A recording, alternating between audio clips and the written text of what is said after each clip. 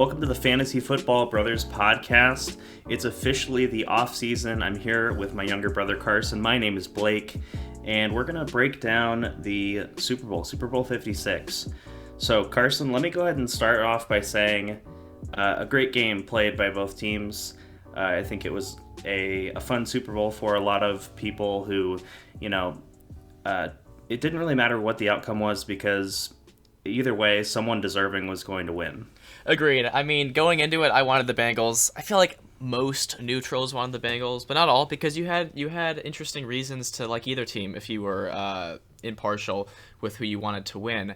I will say, now that the Rams have won, I have convinced myself to be happy. I'm happy for Stafford. I'm happy for Von Miller. I'm happy for Eric Weddle coming out of retirement and doing what he did. And apparently he really did get injured pretty bad on that early tackle. I forget what the injury actually ended up being. Maybe something to do with his pec, and it looked bad on picture. But comes out of retirement, wins the Super Bowl. That's legendary. I'm happy for McVay. He deserves it.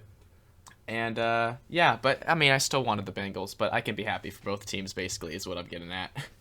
Yeah, your score prediction was a lot closer than mine ended up being, but it was just for the wrong outcome. Yeah. Like we said, I think it was 24-20 is what I said, but for the Bengals. So that was almost exactly what the final score was, just like you said, for the Rams. I will say, and we'll get into this as we talk about some of the controversial aspects of the game, I felt like it was a really good game. It ended a little anticlimactically, though, in my opinion. Just for how the playoffs had been, this is one of the most exciting playoffs in my recent memory, as far as how many games were. I think every single game in the divisional round was won by a field goal or overtime, right? That's got to be rare. Yeah, probably. It was a great series of playoff games that we were treated to this season. Sad that it's over, but we're looking forward to the next year coming up. For sure. Hopefully a team won't have home field advantage in the Super Bowl again, because 2 years in a row, and I used to think just before last year, how crazy would that be? And now we've gone it 2 years in a row, so that is definitely interesting.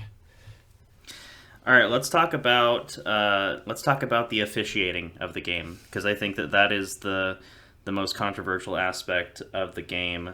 There were some non-calls, and there were some calls made that I think were questionable. So, chronologically speaking, let's talk about the bomb that came out after halftime. T. Higgins, 75 yards, first play out of the half, and there's a little bit of face mask pulling on Jalen Ramsey in that play. Yeah, there is. I mean, it's a tough one because I feel like for them to actually look at that again and see it, that I just don't see that happening where they actually question it, because it was very sleight of hand. He was kind of a magician with the way he did that to Ramsey. I'll be honest, the only time where it looks intentional is when the replay is super slow. Yeah, it's slow when you look at the play angle. in real time, you honestly, it happens so quickly it can't be intentional. That's my thinking. Yeah, that's true. I mean, it's very easy for a finger to get caught in the face mask when you're going up in a physical play to catch the ball. I feel like regardless, Ramsey wasn't going to make a play on that, so that's why I don't think it's too big of a deal.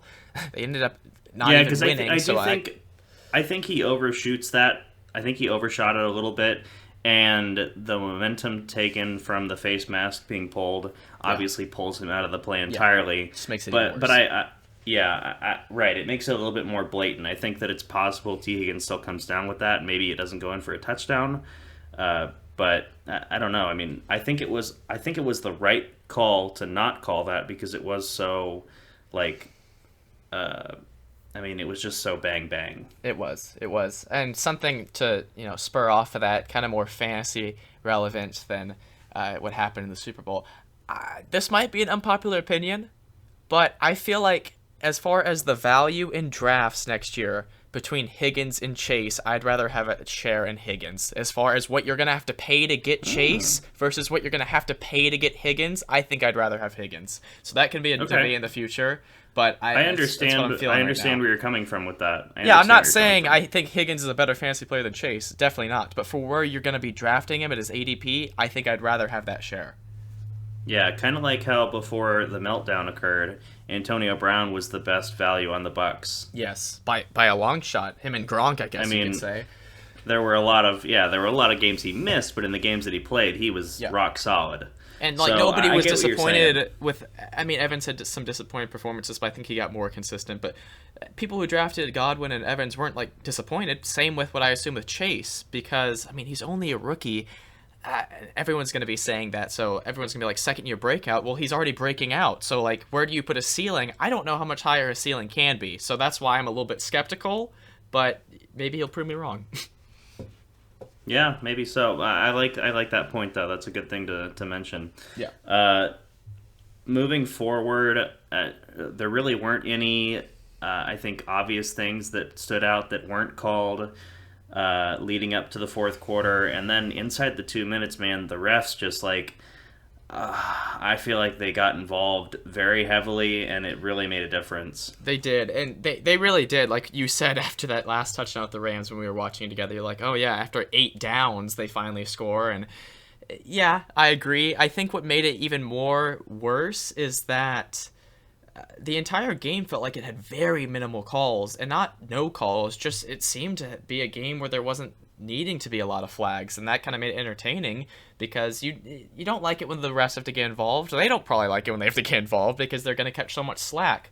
But that last drive, yeah, had a lot of calls. Yeah, so I'm looking at the box score right now. The whole game had 6 penalties called. Yeah, that's ridiculously low. Like, right? Yeah, Like, like, what's normal? I think Like, I think the Buck. Well, remember when the Bucks got eliminated this year? They probably had 6 penalties on the opening drive.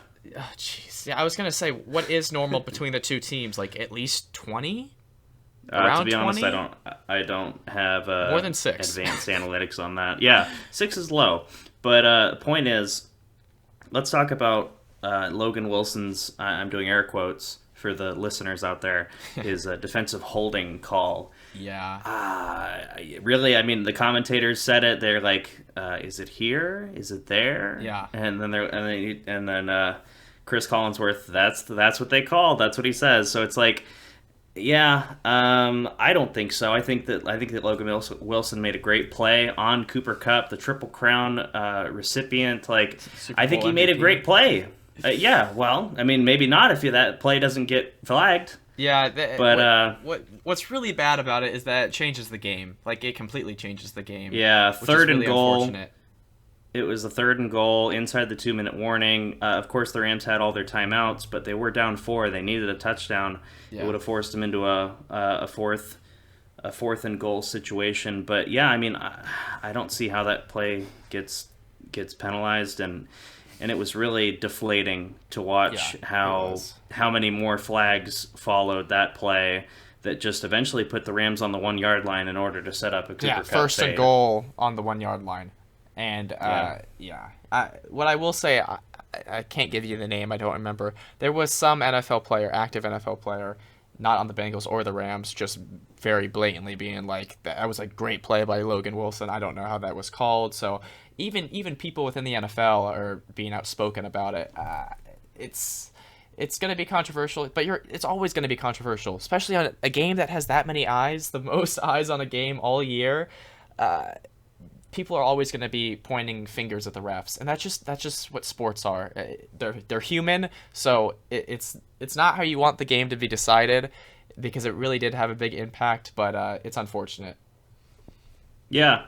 That being said, I think obviously we're happy that the players that did won. I do want to bring up kind of an interesting stat that I heard, which is that so apparently the last 16 QBs to have lost in their first appearance in the Super Bowl never made it back. Oh wow, that's sad. I think Joe Burr will be an exception to that. I really do. That team is just so young. That team is too young to not be back in their career. Yeah, and they just locked in their head coach until 2026. Oh, I saw that. I thought that was a little bold. Well, he did lead them to Super Bowl in a did. sense, but I think it would make a big difference if he stopped calling plays. Yeah, I think yeah. they need to convert Joe Burrow into a little Peyton Manning and have him run the huddle because some of the play calling in this game was just like it was just baffling on the Bengals' part. Yeah. I mean, how about not having Joe Mixon in on the Yeah. final drive? Yeah, I was hoping you'd Uh, bring that up. Mixon had, I'm looking at right now, 4.8 average yards per carry. That is very, very solid. I mean, you look at the Rams rushing offense, they had 1.9 as a team average yards per carry. That was just awful. I So that was, think. I mean, I was just Carson. Let me hoping. ask you this before you get off track. Like, who played a better game? Oh, I would argue it was the Bengals. yeah. Um, I mean, that is a tough one.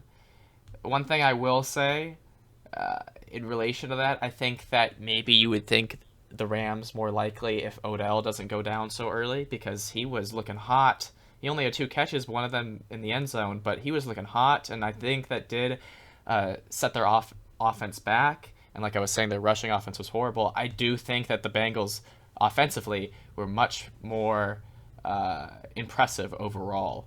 So yeah, I would agree with Yeah, I that. mean, they had the same number of punts each team, and oddly enough, the punters had 1 yard difference between them, Oh, that's which is funny. pretty unique.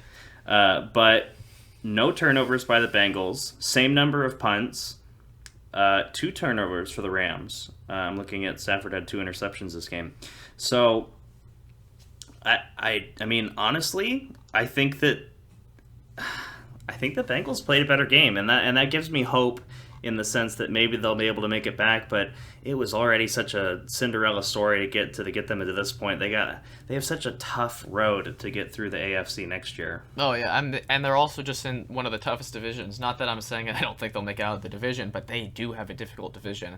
Um, so that's always going to be difficult with seeding, which will make their road to the Super Bowl even more difficult. But Well, I I just think trust they could do it undoubtedly. again.